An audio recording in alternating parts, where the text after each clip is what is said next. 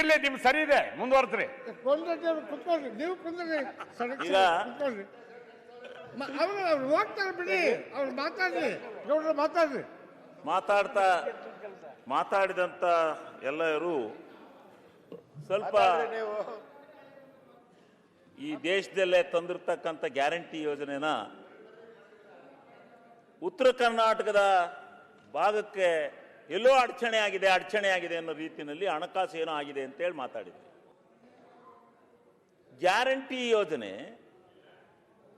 ಈ ದೇಶದ ಬಡವರಿಗೋಸ್ಕರ ಯಾರು ನಿಜವಾದಂಥ ಪ್ರಾಮಾಣಿಕವಾಗಿ ಆರ್ಥಿಕವಾಗಿ ಮೇಲಕ್ಕೆ ಬರಬೇಕು, ಸಾಮಾಜಿಕವಾಗಿ ಮೇಲಕ್ಕೆ ಬರಬೇಕು, ಅದಕ್ಕೋಸ್ಕರ ಇವತ್ತು ನಾವು ಗ್ಯಾರಂಟಿ ಯೋಜನೆಯನ್ನು ತಂದು ಜನತೆಗೆ ಕೊಟ್ಟು ಜನತೆಯ ವಿಶ್ವಾಸವನ್ನು ಗಳಿಸಿದ್ವಿ.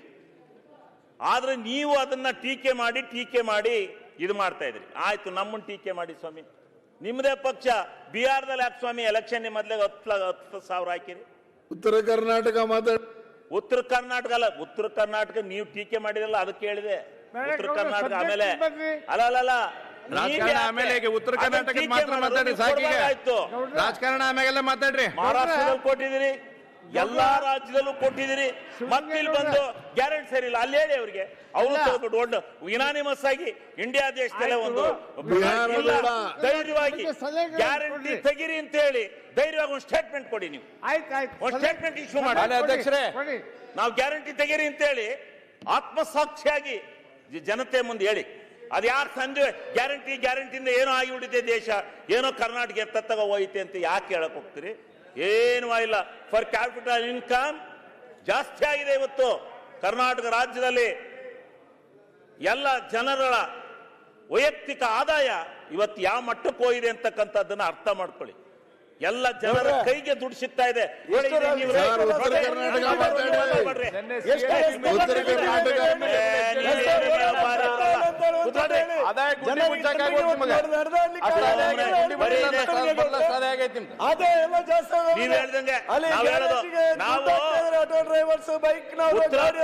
ಕರ್ನಾಟಕಕ್ಕೂ ಗ್ಯಾರಂಟಿ ಉತ್ತರ ಕರ್ನಾಟಕದಲ್ಲೂ ಕೂಡ ಜನ ಬಹಳ ಸೌಖ್ಯವಾಗಿದ್ದಾರೆ, ಬಹಳ ನೆಮ್ಮದಿಯಿಂದ ಇದ್ದಾರೆ. ಆ ಗ್ಯಾರಂಟಿ ಯೋಜನೆಯನ್ನ ಅಕ್ಸೆಪ್ಟ್ ಮಾಡ್ಕೊಂಡು ಆಯ್ತಪ್ಪ, ಯಾರಾದ್ರೂ ಒಬ್ಬ ಫಲಾನುಭವಿತವ ಗ್ಯಾರಂಟಿ ಯೋಜನೆ ತೊಂದರದು ಸಿದ್ದರಾಮಯ್ಯ ಸರ್ಕಾರ ಸರಿ ಇಲ್ಲ ಅಂತೇಳಿ ನೀನ್ ಹೇಳ್ಸಪ್ಪ, ನಿಮ್ ಬಿಡಿ, ನಿಮ್ ಬಿಜೆಪಿಯವ್ರನ್ನ ಬಾಕಿಯವ್ರು ಹೇಳ್ಸ್ರಪ್ಪ. ಅವ್ರು ತಗೊಂಡ್ ತಿಂತಾವ್ರೆ, ಅವರೆಲ್ಲ ತಗೊಂಡು ಉಪಯೋಗಿಸ್ತಾವ್ರೆ, ಅವ್ರನ್ನ ಯಾಕೆ ನೀವು ಟೀಕೆ ಮಾಡ್ತೀರಿ? ಗ್ಯಾರಂಟಿ ಯೋಜನೆ ಕೂತ್ಕೊಳ್ರಿ ಸುರೇಶ್ ಗೌಡ್ರೆ, ನೀವು 4-5 ಜನ ನಾನ್ ಭಾಷಣ ಮಾಡಕ್ಕಿದ್ರೆ ನಿಮಗೆ ತಡೆಯಕ್ಕೆ ದಯವಿಟ್ಟು ಸರ್ವೆ ಶ್ರೀಮಂತರಿಗೆ ಯಾಕೆ ಕೊಡ್ತೀರಾ ನೀವು? ನನಗೂ ಬಸ್ ಫ್ರೀ, ಬಡವ್ರ ಪರ ಅಲ್ಲ. ಒಂದ್ ನಿಮಿಷ ನಾನು ಸ್ವಲ್ಪ ಹಿಂಡಾಗ್ರಿ. ಶ್ರೀಮಂತರಿಗೆಲ್ಲ ಬಸ್ ಫ್ರೀ, ಶ್ರೀಮಂತರಿಗೆಲ್ಲ 2,000 ರೂಪಾಯಿ ಸರ್ಕಾರ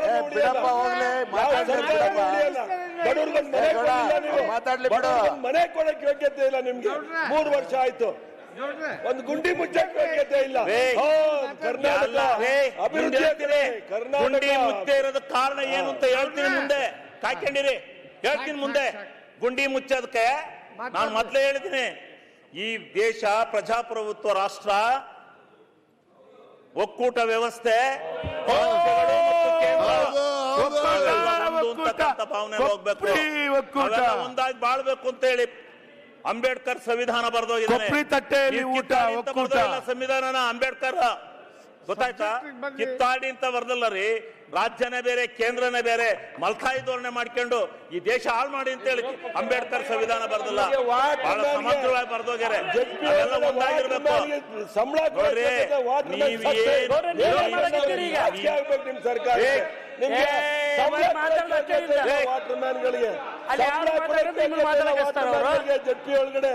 ಜೆಪಿ ಒಳಗಡೆ ಸಂಬಳ ಕೊಡಕ್ಕೆ ನೇಳಾಕೊಂಡವನೇ ಆ ಪರಿಸ್ಥಿತಿಗಿದೆ ನಿಮ್ ಸರ್ಕಾರ. ಶಿವಲಿಂಗೇಗೌಡ್ರೆ, ಈಗ ಇವ್ರೆ ಸ್ವಲ್ಪ ಕೂತ್ಕೊಳ್ರಿ.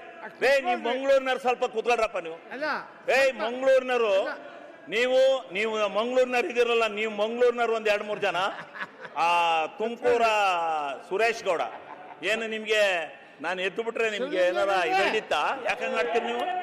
ಸುಮ್ಮನೆ ಕುತ್ಕೊಳಕ್ಕಾಗಲ್ಲ ಅಧ್ಯಕ್ಷರೇ, ಸುಮ್ಮನೆ ಕೇಳ್ರಿ.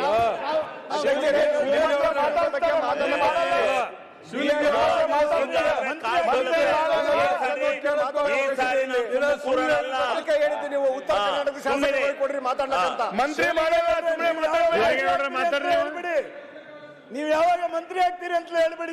ಆಮೇಲೆ ಈಗ ಮುಂದೆ ನೋಡ್ರಿ, ನಾವು ನೀವೆಲ್ಲ ಒಟ್ಟಿಗೆ ಸೇರಿ ಕೇಂದ್ರ ಸರ್ಕಾರದಿಂದ ಹಣ ತಂದು ಅಲ್ಲಿಂದ ತಂದು ಇಲ್ಲಿಂದ ತಂದು ಈ ಕರ್ನಾಟಕ ರಾಜ್ಯವನ್ನು ಅಭಿವೃದ್ಧಿ ಪಡಿಸನ್ರಿ. ಬ್ಯಾಡ ಕಿತಾಪತಿ ಬಿಟ್ಬಿಡ್ರಿ. ಯಾವ ಪಕ್ಷದಲ್ಲಿ 80% ಸರ್ಕಾರ ನಿಲ್ಸಿ. ಅದ್ ಯಾಕಂಗ ಆಡ್ತೀರಿ? ಸುಮ್ನೆ ಎಲ್ಲ ಪಕ್ಷದಲ್ಲೂ ಇರಕೊಂಡಿರ್ರಿ. ಸ್ವಲ್ಪ ಏನು ಆಗಲ್ಲ, ಸ್ವಲ್ಪ ಇರಿ, ಸಮಾಧಾನವಾಗಿ ಇರೋದ್ ಕಲ್ತ್ಕೊಳ್ಳಿ. ಈಗ ಉದ್ಧಾರ ಮಾಡಬೇಕು ಅನ್ನೋದು ನಿಮ್ಮ ಅಭಿಮಾನದಲ್ಲಿದ್ರೆ ಇವತ್ತು ಎಲ್ಲೆಲ್ಲಿಂದ, ಯಾವ ಮೂಲದಿಂದ, ಯಾವ್ಯಾವ ಭಾಗದಿಂದ, ಯಾವ್ಯಾವ ಕಡೆಯಿಂದ ನಮಗೆ ಅನ್ಯಾಯ ಆಗಿದೆ ಅನ್ನೋದನ್ನು ಹುಡುಕಿ ಹೋಗಿ ಎಲ್ಲರೂ ಒಗ್ಗಟ್ಟಾಗಿ ತಗೊಬಂದು ಕರ್ನಾಟಕವನ್ನ ಸಾರ್ವಭೌಮ ಕರ್ನಾಟಕ ಅಂತೇಳಿ ಕಟ್ಟಿ ಕರ್ನಾಟಕ ರಾಜ್ಯವನ್ನ ಈ ಭಾರತ ದೇಶದಲ್ಲೇ ಒಂದನೇದು ಮಾಡೋಕ್ಕೆ ನೀವೆಲ್ಲ ಪ್ರಯತ್ನ ಮಾಡಿ, ನಾವು ಪ್ರಯತ್ನ ಮಾಡ್ತೀವಿ. ದ್ವೇಷ ಬಿಡಿ. ಈ ದ್ವೇಷ ರಾಜಕಾರಣದಿಂದ ಕರ್ನಾಟಕ ಯಾವತ್ತೂ ಏನೋ ಇದಾಗುತ್ತೆ ಅಂತ ತಿಳ್ಕೋಬೇಡಿ. ಯಾರೇ ಇರಲಿ, ಕೇಂದ್ರದಲ್ಲಿ ಅವರಿರಲಿ, ಇವರಿರಲಿ, ನಾವಿರಲಿ, ಎಲ್ಲರ ಹತ್ರನೂ ತಂದು ಹಣನ ಸಂದಾಯ ಮಾಡ್ಕೊಂಡ್ರೆ ಕರ್ನಾಟಕ ರಾಜ್ಯದ ಬಜೆಟ್ ಆದಾಯದಿಂದಲೇ ನೀವು ಈ ಸಮಗ್ರ ಕರ್ನಾಟಕವನ್ನ ಕಟ್ತೀವಿ ಅಂತಕ್ಕಂಥ ಕನಸೇನಾರ ಕಂಡಿದ್ರೆ ಅದು ಸಾಧ್ಯ ಇಲ್ಲ. ಎಲ್ಲವೂ ಒಕ್ಕೂಟ ವ್ಯವಸ್ಥೆನಲ್ಲಿ ನಾವು ಕೊಡೋದನ್ನ ಕೊಡಬೇಕು, ತರೋದನ್ನ ತರಬೇಕು. ಎಲ್ಲ ಯೋಜನೆಗಳನ್ನ ಅಲ್ಲಿ 50% ಯೋಜನೆಯ ಸಿಂಧುತ್ವ ಆ ಪುಣ್ಯಾತ್ಮೃತ ಐತೆ. ಒಂದು ಎತ್ತಿನೊಳಗೆ 2 ವರ್ಷ ಆಯ್ತು ಎತ್ತಿನೊಳಗೆ ನೀರು ಬಿಟ್ಟು ಈಚೆ ಕಡಿಕೆ ಅರಣ್ಯ ಇಲಾಖೆನಲ್ಲಿ ಒಂದೇ ಒಂದು ಕೊಯ್ರಿ ಹಾಕಿ ಎತ್ತಿನೊಳಗೆ ಇವತ್ತಿನಿಂದ 2.5 ವರ್ಷದಿಂದ ನೀರು ಹೋಗಿ ಸಮುದ್ರ ಸೇರ್ತಾ ಇದೆ ಹೊರತು ಇಲ್ಲಿಗೆ ನೀರು ಬಂದಿಲ್ಲ.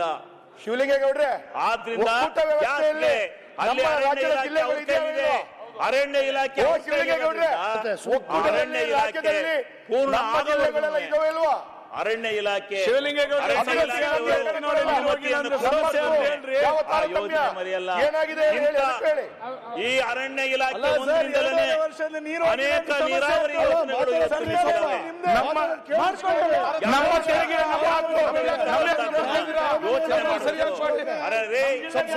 ಮಂಜಣ್ಣ ಯಾಕೆ ನಿಂತಿದ್ದಪ್ಪ? ಅರಣ್ಯ ಇಲಾಖೆಯಿಂದ ನಿಂತಿದ್ದೆ ಇಲ್ವಪ್ಪ?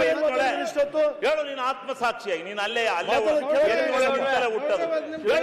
ಆತ್ಮಸಾಕ್ಷಿಯಾಗಿ ಹೇಳು. ಅರಣ್ಯ ಇಲಾಖೆಯಿಂದ ಇವತ್ತು 2 ವರ್ಷದಿಂದ ನೀರು ತುಮಕೂರವರೆಗೂ ಹೊರದಿಲ್ವಾ? ಏನಿದು ಒಳ್ಳೆ ಎಳೆ ಮಕ್ಕಳಾರ್ದಂಗೆ ಆಡ್ತಿರಲ್ರಿ ಅಸೆಂಬ್ಲಿ ಬಂದು. ಸನ್ಮಾನ್ಯ ಅಧ್ಯಕ್ಷರೇ, ಉತ್ತರ ಕರ್ನಾಟಕದ ಅಭಿವೃದ್ಧಿ ವಿಚಾರದಲ್ಲಿ ನಾವೆಲ್ಲರೂ ಗಂಭೀರವಾಗಿ ಚರ್ಚೆ ಮಾಡ್ತಾ ಇದ್ದೀವಿ ಅನ್ನುವ ನಿರೀಕ್ಷೆಯೊಳಗೆ ನಮ್ಮ ಭಾಗದ ಜನನೂ ಇದ್ದಾರೆ. ಈ ರೀತಿ ನಾವು ಉತ್ತರ ಕರ್ನಾಟಕದವ್ರ ಮಾತಾಡಲಿ, ದಕ್ಷಿಣ ಕರ್ನಾಟಕದವ್ರ ಮಾತಾಡಲಿ, ಕರಾವಳಿಯವರ ಮಾತಾಡಲಿ, ಅವರು ಎಲ್ಲರೂ ಉತ್ತರ ಕರ್ನಾಟಕದ ಅಭಿವೃದ್ಧಿ ಹೆಂಗೆ ಆಗಬೇಕು ಅನ್ನೋದನ್ನು ಹೇಳಬೇಕು, ಕೇಳಬೇಕು, ಚರ್ಚೆ ಆಗಬೇಕು, ಸಂವಾದ ಆಗಬೇಕು. ಯಾಕಂದರೆ ಈ ಸದನದ ಒಟ್ಟು ಸಹಕಾರ ಉತ್ತರ ಕರ್ನಾಟಕದ ಅಭಿವೃದ್ಧಿಗೆ ಬೇಕಾಗಿದೆ. ಆದರೆ ನಮ್ಮ ಭಾಗದಿಂದ ಮಾತನಾಡುವಂಥ ಮಾತುಗಾರರು, ಗೌರವಾನ್ವಿತ ಸದಸ್ಯರು ಮಾತನಾಡುವಾಗ ನೀವು ಹೀಗೆ ಎದ್ದು ನಿಂತ್ಕೊಂಡು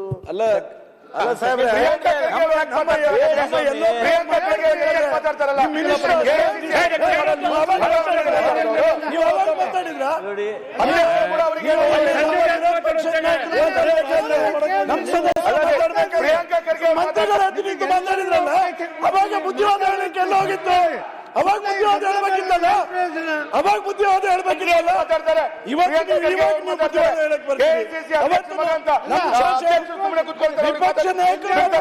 ಡಿಸ್ಟರ್ಬ್ ಮಾಡಿದ್ರಲ್ಲ. ಅಲ್ಲ, ಒಬ್ಬ ಸಂಸದೀಯ ಸಚಿವರು ಮಾತಾಡುವ ಹೊತ್ನ್ಯಾಗ ನೀವು ಸರಿ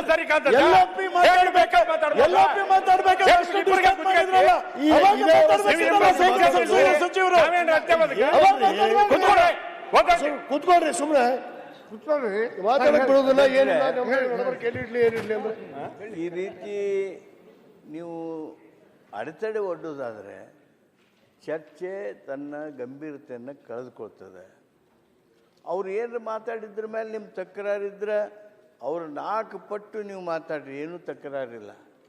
ಆದರೆ ಮಾತನಾಡುವಾಗ ಅಡ್ಡಿ ಮಾಡುವಂಥ ಪ್ರವೃತ್ತಿ ನಮ್ಮ ಸದನದಲ್ಲಿ ಬರಬಾರ್ದು.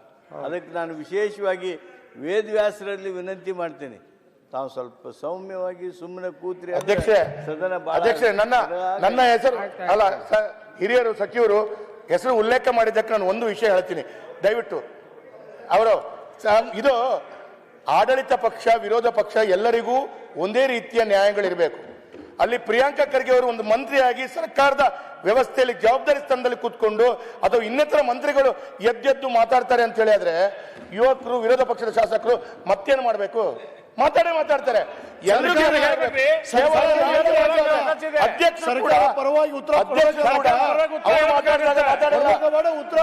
ಖರ್ಗೆ ಸಾಹೇಬರು ಮಂತ್ರಿಗಳು ಮಾತಾಡುವಾಗ ಅಧ್ಯಕ್ಷರು ಮಾತಾಡಕತ್ತಿದ್ರು, ಎಲ್ರಿಗೂ ನ್ಯೂಸ್ ಫಸ್ಟ್ ನಿರ್ಭೀತಿಯಿಂದ ನಿಮ್ಮ ಪರವಾಗಿ.